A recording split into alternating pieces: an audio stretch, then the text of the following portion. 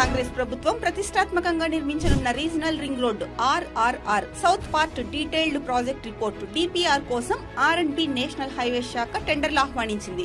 November 25వ తేదీ నుంచి Telangana website నుంచి టెండర్లను డౌన్లోడ్ చేసుకోవాలని నోటిఫికేషన్ లో పేర్కొంది. దీనికి డిసెంబర్ 16 వరకు గడువు విధించింది. ప్రాజెక్టు కన్సల్టెంట్ ఎంపికకు ప్రభుత్వం పలు అర్హతలను ఖరారు చేసింది. సుమారు 500 కిలోమీటర్ల హైవేలకు DPR రెడీ చేసిన అనుభవంతో పాటు వేల కోట్ల రూపాయలలో రోడ్లు నిర్మించిన అనుభవం ఉండాలని తెలిపింది. బిడ్లు దాఖలు చేసిన తర్వాత ప్రీ బిడ్డింగ్ మీటింగ్ నిర్వహించనున్నారు. అనంతరం ప్రభుత్వం ఖరారు చేసిన అర్హతలు ఉన్నాయో లేదో పరిశీలిస్తామని అధికారులు తెలిపారు.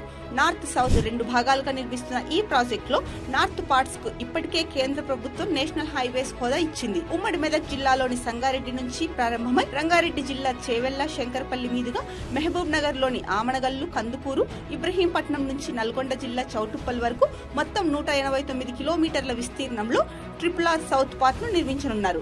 మొత్తం 8 రెవెన్యూ డివిజన్లు, 22 మండలాల మీదుగా సౌత్ పార్ట్ వెళ్లనుంది. ఈ ప్రాజెక్టును రాష్ట్ర ప్రభుత్వమే సొంతంగా నిర్మించాలని నిర్ణయించింది. ఈ విషయమై కేంద్రానికి లేఖ రాసింది. ఇందుకు సంబంధించి భూసేకరణ కోసం సంబంధిత జిల్లాల్లో అధికారులు సర్వే చేస్తున్నారు. 4000 ఎకరాల భూమి అవసరమని, భూసేకరణతో పాటు ప్రాజెక్టు నిర్మాణానికి సుమారు 18,000 కోట్ల రూపాయలు ఖర్చవుతుందని ప్రభుత్వం అంచనా వేస్తోంది. రోడ్డు నిర్మాణానికి అవసరమైన నిధులను JICA, world bank, Asian development bank తో చర్చలు జరుపుతున్నామని R&B శాఖ మంత్రి కోమటిరెడ్డి వెంకటరెడ్డి తెలిపారు. ప్రాజెక్టు వ్యయంలో 40% టెండర్ దక్కించుకున్న కంపెనీకి రాష్ట్ర ప్రభుత్వం పలు వాయిదాల్లో నిధులు చెల్లించనుంది. భవిష్యత్తులో ఈ రోడ్ల నుంచి వచ్చే టోల్ ఆదాయాన్ని కంపెనీ, రాష్ట్ర ప్రభుత్వం తీసుకోనున్నాయి. RRR సౌత్ పార్ట్ భూసేకరణ ప్రక్రియ షురూ అయింది. ఉమ్మడి రంగారెడ్డి జిల్లాలో RRR అలైన్మెంట్ కు అధికారులు మార్కింగ్ వేస్తున్నారు. ప్రాథమికంగా నిర్ధారించిన వివిధ ప్రాంతాల్లో మార్కింగ్ పనులు ప్రారంభించారు.